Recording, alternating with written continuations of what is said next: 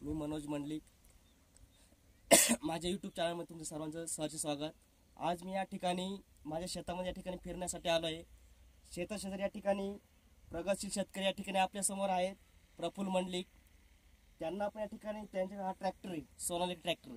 त्या ट्रॅक्टरविषयी आपण त्यांना या ठिकाणी अधिक माहिती या ठिकाणी विचारूया. नमस्कार सोनू भाऊ. नमस्कार. तुमचा हा सोनालिका ट्रॅक्टर आहे, तो तुम्ही हा ट्रॅक्टर का निवडला?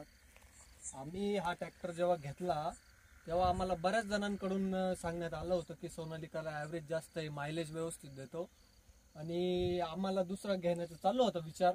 पण मग आम्ही जेव्हा 2-3 जणांचं ऐकलं आणि 1-2 ट्रॅक्टरचा आम्ही डेमो घेतला तेव्हा आम्हाला हा ट्रॅक्टर चांगला वाटला.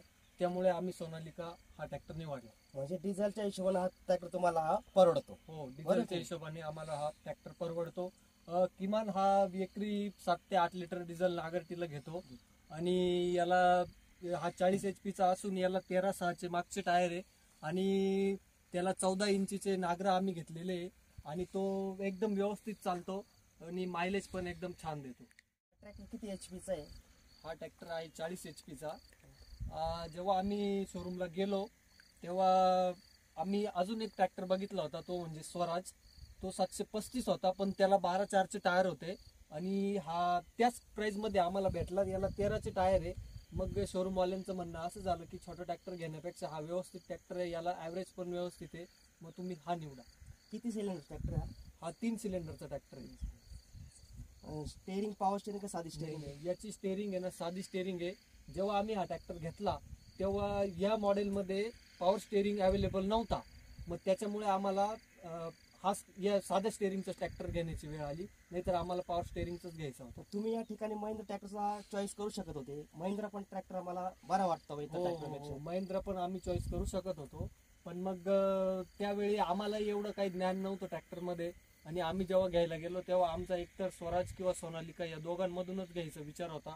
मग आम्ही स्वराज निवडला होता, पण काही जाणकार लोकांनी सांगितलं की स्वराजपेक्षा सोनालिका ॲव्हरेजला पण चांगला आहे आणि चालायला पण चांगला आहे, तर तुम्ही सोनालिका घ्या. मग आम्ही सोनालिका घेतली.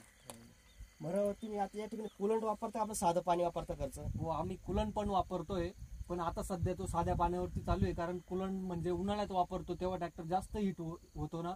आता काही एवढा हिट होत नाही आणि पावसाळ्यात वापर बी कमी राहतो, त्यामुळे मग आम्ही आता सध्या पाण्यावरतीच चालू. तुम्ही या ठिकाणी रोटर वगैरे जोडता का? हो, रोटर आम्ही जोडतो. किती पाती रोटर चालते याला? आम्ही 39 पाते रोटर जोडून बघितली होती, पण मग 39 पाते रोटरला तो थोडासा 40 HP असल्यामुळं ते त्याला एवढं ओढल्या जात नाही. मग आम्ही त्याला 36 पाते सेंटर रोटर जोडतो. म्हणजे तुमच्या दृष्टीने हा ट्रॅक्टर एकदम कम्फर्टेबल? हो, आम्हाला एकदम कम्फर्टेबल ट्रॅक्टर आहे. याला एक रिव्हर्स आणि 4 फॉरवर्ड गेअर आहे आणि याचा मेंटेनन्स कमी आहे सर्वात, त्यामुळे मग आम्हाला हा ट्रॅक्टर आवडला. डिझेल टाकी किती कॅपॅसिटी जवळ? डिझेल टाकी कमीत कमी 50-55 लिटरचे डिझेल टँक आहे आणि त्याच्यात एवढं डिझेल बसतं. तर अशा प्रकारे आज आपण या ठिकाणी या ट्रॅक्टरविषयी सर्व माहिती या ठिकाणी आपण घेतली आहे.